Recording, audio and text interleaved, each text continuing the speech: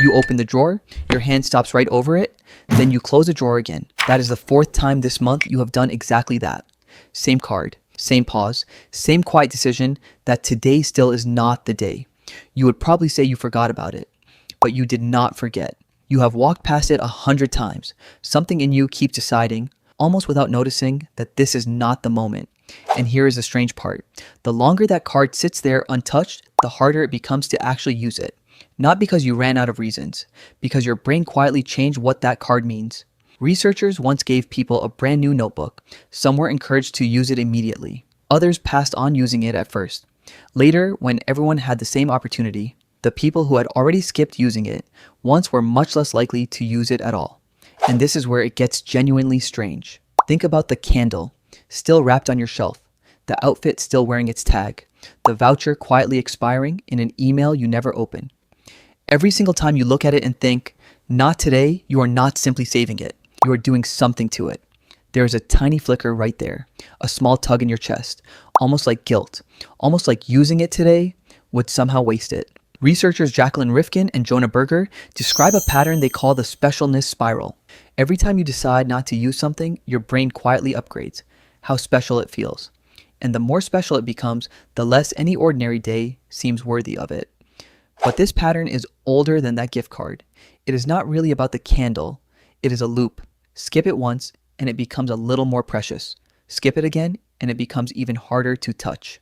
Somewhere, right now, there is a grown adult still holding onto a sticker collection from childhood, perfectly preserved, waiting for a special day that never came. The same loop quietly shows up in the expensive perfume, the vacation you keep postponing, the message you've been meaning to send to someone you miss. Behavioral economist Dan Ariely has shown that even when people understand these kinds of patterns, they often still need outside deadlines to help them act. Knowing the loop exists is not always enough to step outside it. Other consumer behavior research points to another reason it keeps happening. Your brain does not only enjoy good experiences, it also enjoys anticipating them.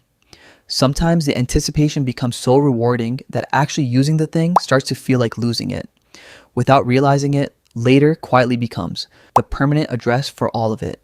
And here's the real twist. This was never only about how you treat objects. It is about how you treat your own life. Because somewhere inside you is a version of yourself that has been waiting years for a day that was never actually coming. Not because the day never arrived, because over and over again, you quietly decided it had not arrived yet. You do not need a better system. You need one ordinary Tuesday, one completely forgettable afternoon, one day where you let something be good enough, even though nothing about the day feels special. You open the drawer again, your hand stops right over it. This time, you do not close it. You were never undisciplined. You were caught in a specialness spiral, and spirals can be walked back out of. This is one more piece of why you do what you do without noticing it. There is always another one waiting to be explained.